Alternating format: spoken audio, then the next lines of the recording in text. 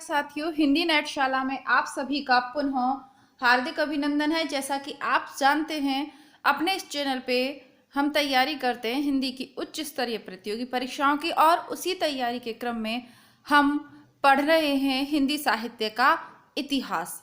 हिंदी साहित्य के इतिहास के अंतर्गत आदिकाल में प्रमुख जो साहित्य है उसके अंतर्गत सिद्ध साहित्य आज हम पढ़ने जा रहे हैं। यह वन लाइनर हैं, वह प्रश्न जो पिछली परीक्षाओं में पूछे गए हैं तथा आचार्य रामचंद्र शुक्ल की जो बातें हैं, जो उनकी अवधारणाएं हैं, जो उन्होंने कथन कहे हैं, उन सब का सार संग्रह इस पुस्तक में दिया गया है। तो इस पुस्तक के माध्यम से हम बेहतरीन तैयारी कर सकते हैं आगामी परीक्षा के लिए। साथ ही यदि हमने डिटेल में व्याख्यात्मक रूप से पढ़ाई की हुई है तो उसमें से हमें याद कितना है, इसका मूल्यांकन करने के लिए भी यह पुस्तक बहुत ही कारगर है। तो आइए आज प्रारंभ करते हैं हम हिंदी साहित्य में आदिकाल के अंतर्गत सिद्ध साहित्य। अधिकांश विद्वानों ने सरहपा को हिंदी का प्रथम कवि माना है। ठीक है, किसी ने स्वयंभू को बताया, कल हमने पढ़ा कि किसी ने पुण्य कवि को बताया, जिसे पुष्य कवि भी कहते हैं, किंतु वर्तमान में सरहपा को हिंदी का प्रथम कवि माना जाता है। इन्हें सरोज वज्र, राहुल भद्र आदि नामों से भी जाना जाता है। कौन कौन से? सरोज वज्र, राहुल भद्र। थोड़ा सा फोन, हाँ जी अब ठीक है, सेट कर लिया, आपको बुक अच्छे से दिखाई दे रही होगी। आदि नामों से भी जाना जाता है। सिद्धों में सबसे पुराने सरहपाद हैं। सिद्धों ने बौद्ध धर्म के वज्रयान तत्व का प्रचार करने के लिए जो साहित्य जनभाषा में लिखा वह हिंदी के सिद्ध साहित्य की सीमा के अंतर्गत आता है। आपको समझ में आया कि सिद्ध साहित्य की भाषा क्या है? देखिए, सिद्धों ने बौद्ध धर्म के वज्रयान तत्व का प्रचार करने के लिए जो साहित्य जनभाषा में लिखा वह हिंदी के सिद्ध साहित्य की सीमा में आता है। वज्रयान का केंद्र श्री पर्वत पर रहा। सहजयानियों की भाषा का नाम संध्या भाषा है। कुछ विद्वानों ने संध्या भाषा का अर्थ यह बताया है कि ऐसी भाषा जिसमें संध्या के समान प्रकाश तथा अंधकार का मिश्रण है, ज्ञान के आलोक से उसकी सारी बातें स्पष्ट हो जाती हैं, उसे हम संध्या भाषा कहते हैं। कुछ विद्वानों ने संध्या भाषा का अर्थ अभिसंधि या अभिप्रायुक्त वाणी बताया है। पंडित विधुशेखर शास्त्री ने बताया कि मूल शब्द संध्या भाषा नहीं बल्कि संध्या भाषा रहा होगा। सबके अपने अपने तर्क हैं, शब्दों को लेकर सबने अपनी अपनी व्याख्या की है। ठीक है, अब संध्या भाषा आप देखते हैं कि जब सिद्ध साहित्य की बात करते हैं हम, तो उसमें कुछ गूढ़ अर्थ भी छिपे होते हैं। जैसे कल हमने कढ़पा, सरहपा, लुईपा की पंक्तियां पढ़ी, तो उनके कुछ गूढ़ प्रतीकार्थ भी हैं, तो उन भाषा को क्या कहते हैं? संध्या भाषा कहते हैं। ज्योतिरीश्वर ठाकुर द्वारा रचित वर्ण रत्नाकर नामक 14वीं शताब्दी के मैथिली ग्रंथ में 84 सिद्धों के नाम दिए गए हैं। वर्ण रत्नाकर की रचना कब हुई? 14वीं शताब्दी में हुई, और यह एक मैथिल ग्रंथ है। वर्ण रत्नाकर को आप जातियों से संबंधित, जैसे 4 वर्ण थे समाज में, ये उससे संबंधित है। वर्ण रत्नाकर को आप व्याकरणिक ग्रंथ समझने की गलती ना करें। ये आपके अक्षर वर्ण वाला नहीं है, बल्कि समाज में व्याप्त जो 4 वर्ण हैं उसको से संबंधित रचना मैथिली भाषा में 14वीं शताब्दी में ज्योतिरीश्वर ठाकुर ने की, और यह परीक्षा में बार बार पूछा भी जाता है। मैथिली ग्रंथ है ये। सहजयानों की संध्या भाषा का प्रभाव संत कवियों पर पड़ा और वह उलटबांसियां लिखने लगे। राहुल सांस्कृत्याय ने सरहपाद का समय 769 ईस्वी स्थिर किया है। विनयतोष भट्टाचार्य ने सरहपाद का संवत विक्रम संवत 690-633 ईस्वी स्थिर किया है। इनके लिखे 32 ग्रंथ बिताए जाते हैं, जिसमें दोहा कोश सर्वाधिक प्रसिद्ध है। जो आपसे परीक्षा में पूछा जाएगा वह पूछा जाएगा दोहा कोश। महामहोपाध्याय हरप्रसाद शास्त्री द्वारा संपादित बौद्ध गान और दोहा में सरहपा और कृष्णाचार्य का दोहा संग्रहित है। महामहोपाध्याय हरप्रसाद शास्त्री ने बौद्ध गान और दोहा में संग्रहित पुस्तकों की भाषा को प्राचीन बांग्ला कहा है। दोहाकोश का संपादन डॉक्टर प्रबोध चंद्र बागची ने किया।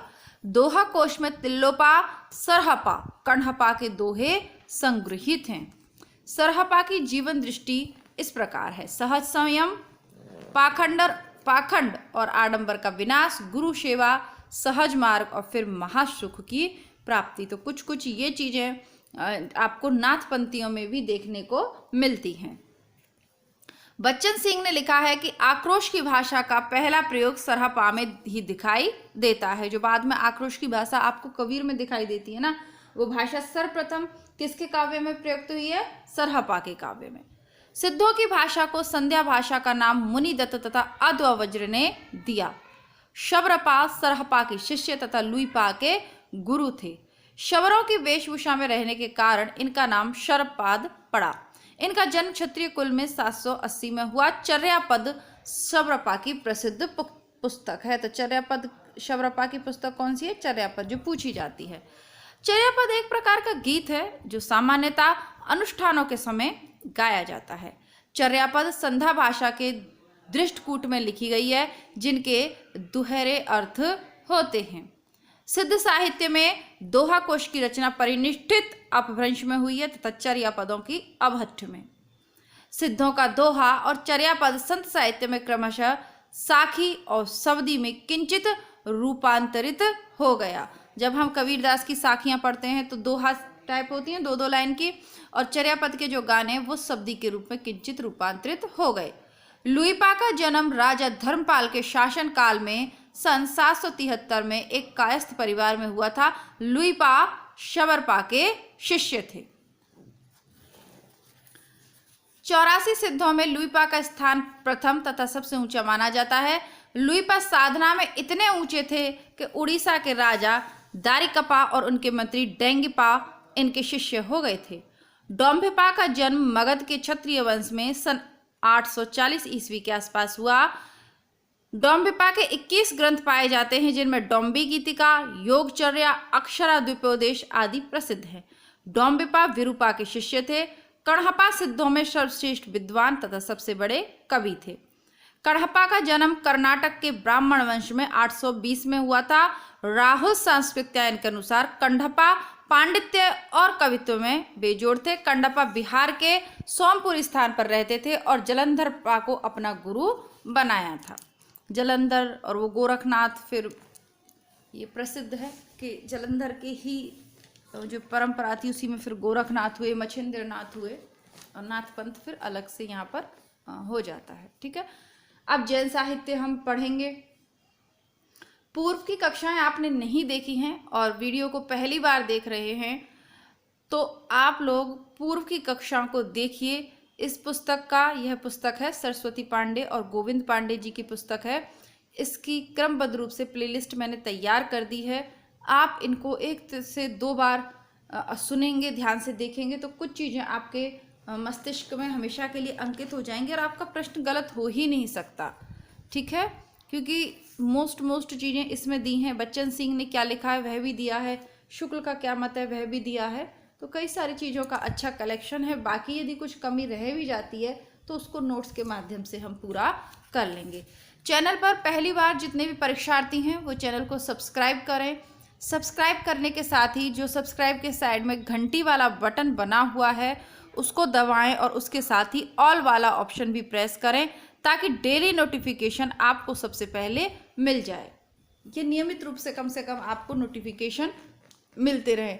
परीक्षार्थी, मुझे नहीं पता कि कौन सी परीक्षा की तैयारी में व्यस्त हैं, लेकिन अपेक्षा जैसी मैंने की थी, जैसे इस पुस्तक के प्रति आप लोगों का रुझान था, उतने व्यूज शायद इस पुस्तक पर नहीं आ रहे हैं, उतने ज़्यादा लोग इस पुस्तक को नहीं देख रहे हैं।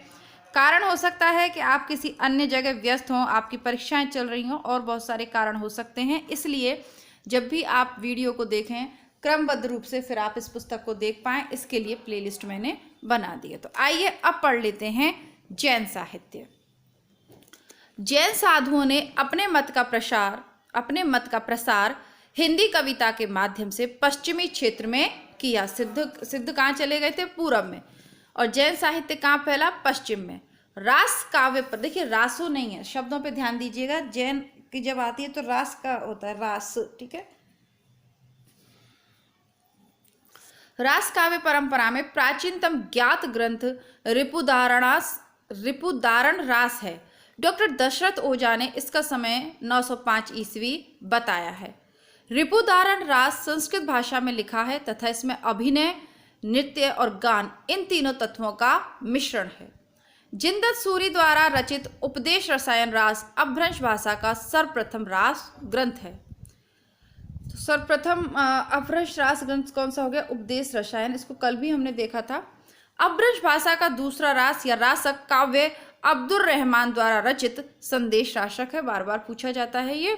हिंदी का प्रथम ऐतिहासिक रास ग्रंथ पांच पांडव रचित रास है।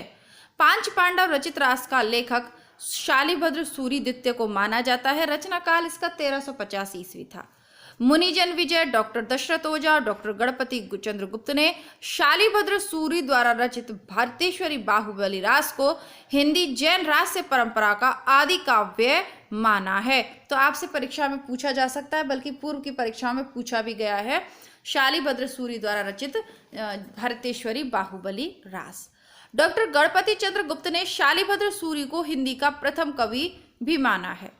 भारतेश्वरी बाहुबली रास की रचना 1184 ईस्वी में हुई और इस ग्रंथ में भरतेश्वर तथा बाहुबली का चरित्र वर्णित है। इसमें भरतेश्वर और बाहुबली का चरित्र वर्णित है। यह ग्रंथ 205 छंदों में रचित एक सुंदर खंड काव्य है।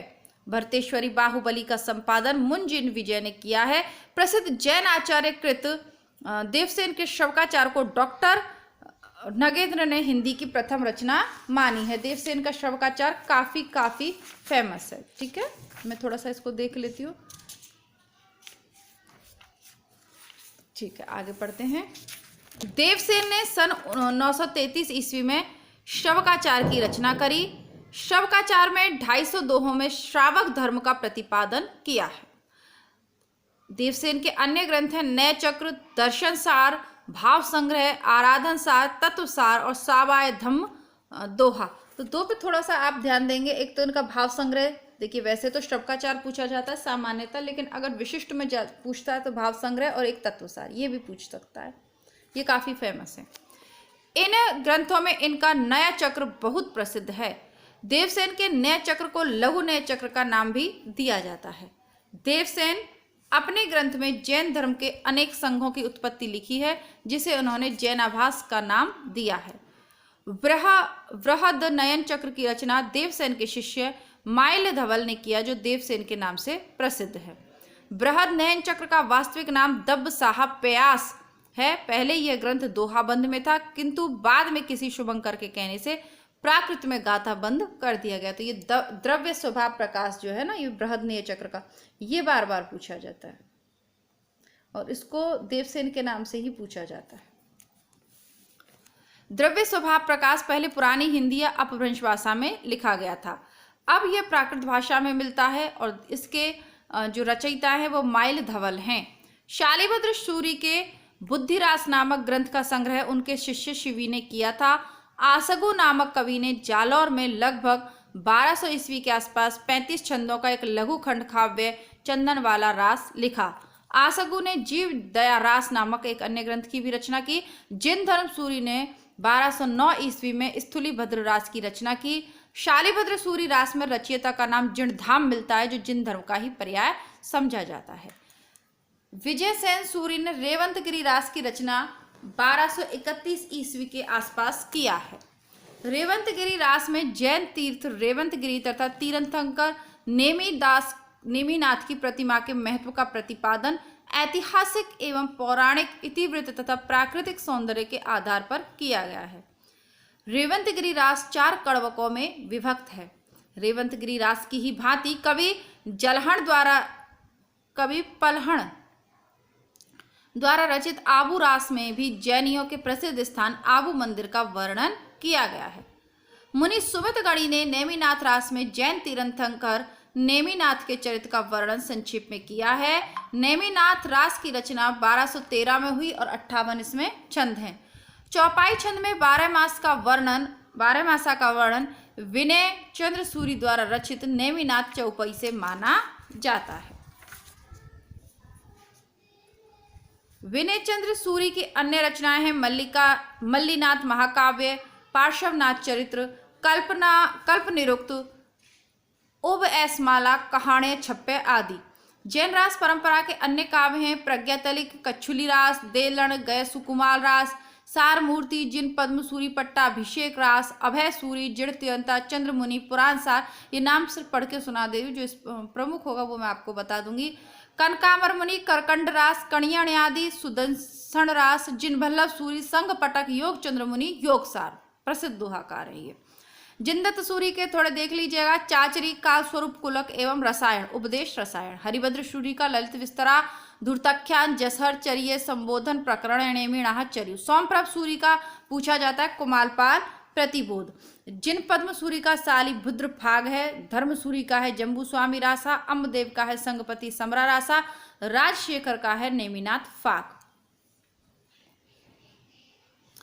अब आदिकाल की रास परंपरा की ही भांति फागु काव्य परंपरा भी जैन कवियों की महत्वपूर्ण उपलब्धि है। फागु शब्द की व्युत्पत्ति संस्कृत के फल्गु, वसंत, प्राकृत के फागु और हिंदी के फाग से मानी गई है। फागु काव्य परंपरा का सर्वाधिक प्राचीन ग्रंथ जिनदत्त सूरी द्वारा रचित जिनचंद सूरी फागु है। फागु काव्य का अर्थ है वसंत ऋतु का काव्य। जिनदत्त सूरी में 25 छंद हैं। श्री स्थूलीभद्र फागु फागु काव्य परंपरा का सर्वाधिक सुंदर काव्य है। श्री नेमिनाथ फागु की रचना राजशेखर सूरी ने की है। नेमिनाथ फागु की रचना 1350 ईस्वी में हुई, जिसमें नेमिनाथ और राजुल के विवाह का घटना का वर्णन है। आजकल ऐसे प्रश्न भी पूछे जा रहे हैं कि उसमें किस घटना का वर्णन है। इस तरीके से पूरा काव्य सिर्फ 27 छंदों में निबद्ध है। बसंत विलास फागु संज्ञक अनेक रचनाएं मिलती हैं, जिनमें से एक 14वीं शती की तथा दूसरी 16वीं शती की है। डॉक्टर माता प्रसाद गुप्त ने परिश्रम पूर्वक बसंत विलास फागु का संपादन किया तथा इसका समय 13वीं शती बताया। बसंत विलास फागु 84 छंदों में रचित एक श्रृंगारिक काव्य है, जिसमें बसंत और स्त्रियों पर उसके विलासपूर्ण प्रभाव का मनोहारी चित्रण किया गया है। अब इसके बाद हमारा सिद्ध साहित्य हमने पढ़ लिया, जैन साहित्य पढ़ लिया। अब तीसरा महत्वपूर्ण साहित्य आएगा हमारा नाथ साहित्य। जैन साहित्य में हमने दो चीजें पढ़ी, एक तो रास काव्य पढ़े और दूसरा क्या पढ़ा, फागु काव्य पढ़े। अब हम नाथ संप्रदाय की ओर जाएंगे। नाथ संप्रदाय का जो साहित्य है उसके बारे में पढ़ेंगे। गोरखनाथ का नाथ पंथ बौद्धों की वज्रयान शाखा से निकला हुआ माना जाता है। गोरखनाथ ने पतंजलि के उच्च लक्ष्य ईश्वर प्राप्ति को लेकर हठ योग का प्रवर्तन किया। सिद्धों की वाम मार्गी भोग प्रधान योग साधना की प्रतिक्रिया के रूप में आदिकाल में नाथ पंथियों की हठ योग साधना आरंभ हुई। सिद्धों की वाम मार्गी भोग प्रधान योग साधना। अभी हम उपन्यास पढ़ रहे हैं, मैला आंचल पढ़ ही रहे हैं। इसके अलावा खून का टीका और मैला आंचल दोनों ही हमारे हिंदी बुकशाला पे चल रहे हैं। तो उसमें भी आपने देखा कि मठ में किस प्रकार ये लोग सेविका के रूप में, एक तरीका से देवदासी के रूप में जो सेविका है वो इनके भोग विलास की ही वस्तु है। ठीक है।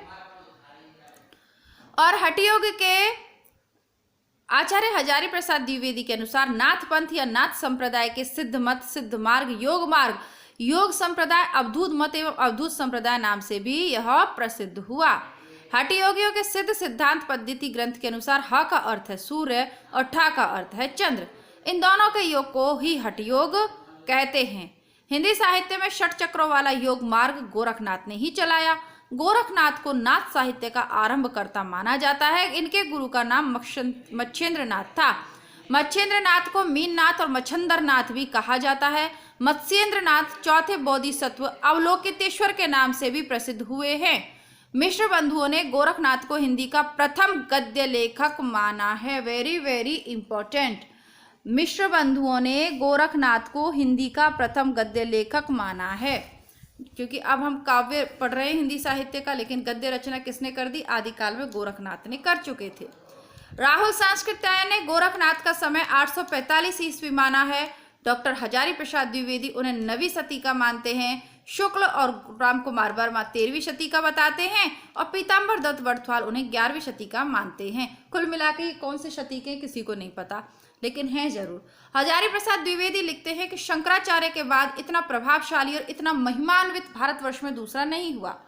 भारतवर्ष के कोने कोने में उनके अनुयायी आज भी पाए जाते हैं। भक्ति आंदोलन के पूर्व सबसे शक्तिशाली धार्मिक आंदोलन गोरखनाथ का भक्ति मार्गी था। गोरखनाथ अपने युग के सबसे बड़े नेता थे। डॉक्टर पीताम्बर दत्त बड़थवाल ने गोरखनाथ के 14 ग्रंथों को प्रमाणित मानकर उनका संपादन गोरखवाणी के नाम से भी किया है। गोरखवाणी में संकलित गोरखनाथ के प्रमाणिक ग्रंथ कौन कौन से हैं? शब्द, पद, शिष्य दर्शन, प्राण संकली, नरवे बोध, आत्मबोध, अभय मात्रा योग, 15 तिथि, सप्तबार, मच्छिंद्र, गोरख बोध, रोमावली, ज्ञान तिलक, ज्ञान 34 और पंचमात्रा। संस्कृत भाषा में कौन कौन से लिखे इन्होंने? सिद्ध सिद्धांत पद्धति, विवेक मार्तंड, शक्ति संगम तंत्र, निरंजन पुराण, वैराट पुराण, गोरख शतक, योग सिद्धांत पद्धति, योग चिंतामणि आदि। 10वीं शताब्दी में प्रसिद्ध कश्मीरी आचार्य अभिनव गुप्त ने अपने तंत्रालोक में मच्छिंद्र विभु या मच्छिंद्रनाथ की वंदना की है। नाथों की संख्या 9 मानी गई है। गोरख सिद्धांत संग्रह में नव प्रवर्तक के नाम हैं नागार्जुन, जड़भरत, हरिश्चंद्र, सत्यनाथ, भीमनाथ, गोरक्षनाथ, चरपट, जलंधर और मलयार्जुन। डॉक्टर वर्मा ने नवनाथ निम्नलिखित बताएं: आदिनाथ, मत्स्येंद्रनाथ, गोरखनाथ, गृहणीनाथ, चरपटनाथ, चौरंगीनाथ, ज्वालेंद्रनाथ, व्रतनाथ एवं गोपीचंदनाथ। आदिनाथ को परवर्ती संतों ने शिव माना था। चरपटनाथ का पूरा नाम चरकानंद था। चौरंगीनाथ गोरक्षनाथ के शिष्य थे तथा ये पूर्ण भगत के नाम से प्रसिद्ध हुए। नाथ संप्रदाय में जलंधर को बालनाथ भी कहा जाता है। नागार्जुन, गोरखनाथ, चरपट तथा जलंधर का नाम नाथ और सिद्ध दोनों में गिना जाता है। ये जो जलंधर है काफी फेमस है, ये सिद्ध और नाथ दोनों में इनकी गणना होगी। नाथों में रसायनी नागार्जुन को माना जाता है। नाथ पंथ के जोगियों को कनफटा भी कहा जाता है। अलवर के आसपास इनका भरथरी नामक जो स्थान है, पांडुपोल है, भरथरी, वहाँ इनकी विशेष जो है महिमा है और कनफटे साधु गांव में खूब भिक्षा के लिए आते हैं। नाथपंथियों की भाषा सदुकड़ी थी, जिसका ढांचा कुछ खड़ी बोली लिए हुए राजस्थानी था। गोरखनाथ ने अपनी रचनाओं में गुरु महिमा, इंद्रिय निग्रह, प्राण साधना, वैराग्य, मन साधना, कुंडली जागरण, शून्य समाधि आदि का वर्णन किया है। मत्स्येंद्रनाथ का वास्तविक नाम विष्णु शर्मा माना जाता है। इनकी लिखी संस्कृत की काल ज्ञान निर्णय का संबंध प्रबोध चंद्र बागची ने किया है। थोड़ा सा देख लेंगे इसको। और ऐसा भी है कि ये किसी युवती के आकर्षण में फंस गए थे, तब इनको गोरखनाथ ने अपने गुरु का उद्धार किया था। ऐसा ही कथाएं लोक भाषा में प्रचलित हैं, गाए जाते हैं। भ्रतरी की तरफ ये गाने। अब रासो साहित्य को प्रारंभ करेंगे और काफ़ी इम्पोर्टेंट है ये, यहाँ से प्रश्न अवश्य ही बनता है। अच्छा, आप लोगों ने अभी तक चैनल को सब्सक्राइब नहीं किया है, सब्सक्राइब कीजिए। इसके अलावा हिंदी किताबों के लिए और आपकी जो गद्य की रचना है, जिसमें नाटक, निबंध, कहानी, उपन्यास, जीवन व्रत, यात्रा वृत्तांत, संस्मरण, रिपोर्टाज वगैरह वगैरह सब कुछ सम्मिलित है। जो भी गद्य में लिखा गया है वो सब आपको हमारे अन्य चैनल हिंदी बुकशाला पर मैं धीरे धीरे उपलब्ध करवा रही हूँ। बहुत सारे नाटक मैं उसमें करवा चुकी हूँ। लहरों के राजहंस, आषाढ़ का एक दिन, स्कंद गुप्त, उपन्यासों की बात करें तो महाभोज, नाटक, उपन्यास दोनों, मेला, आंचल, ये सब मैं उस पर करवा चुकी हूँ। इसके अलावा आपका खून का टीका उपन्यास भी चल रहा है, तो आप उस चैनल को सब्सक्राइब ज़रूर करें। और भी बहुत सारी कहानियाँ वगैरह उसमें चल रही है, सबके नाम लेना तो संभव नहीं है, लेकिन दोनों चैनल हिंदी नेटशाला और हिंदी बुकशाला दोनों की प्लेलिस्ट आप चेक करते रहिएगा। आपका जितना भी आदिकाल और मध्यकाल का जो स्नातक स्तरीय आपका सिलेबस है वो पूरा के पूरा उपलब्ध है। आचार्य रामचंद्र शुक्ल ने रासो साहित्य का विवरण वीर गाथा काल के अंतर्गत दिया है। आचार्य शुक्ल के अनुसार वीर गीत परंपरा का प्राचीनतम ग्रंथ वीसलदेव रासो है। रासो शब्द की व्युत्पत्ति निम्न ढंग से बताई जाती है। विद्वान है गारसा दत्तासी, ये कहते हैं रासु मूल शब्द है। हरप्रसाद शास्त्री राजयश से मानते हैं। नरोत्तम स्वामी रासक मानते हैं। श्यामल दास रहस्य मानते हैं। जायसवाल भी रहस्य मानते हैं। शुक्ल मानते हैं रसायन, रास या रासो। नंदुलारे वाजपेयी कहते हैं ये रास है। और जो है हजारी प्रसाद द्विवेदी रासक कहते हैं। रामस्वरूप चतुर्वेदी राउस या रस कहते हैं। दशरथ शर्मा रासक, माता प्रसाद गुप्त रासक, गणपति चंद्र गुप्तक रास, रासा, रासक, रास, रासा, रासु, रासो। रासो साहित्य के प्रमुख रचनाकार आचार्य शुक्ल के अनुसार निम्नलिखित हैं। तो ये आचार्य शुक्ल का ही यहाँ पे विवरण दिया है। शुक्ल की पुस्तक को आप लोग पढ़ रहे हैं या नहीं पढ़ रहे हैं, मुझे कमेंट बॉक्स में लिख के बताइएगा। और लिखने से कुछ नहीं होगा, नहीं पढ़ रहे हैं तो प्रारंभ कर दीजिएगा। दलपति विजय खुमान रासो 9वीं सदी का है। रस है वीर, भाषा है राजस्थानी, काव्य का रूप है प्रबंध। नरपति नाल वीसलदेव रासो 1212।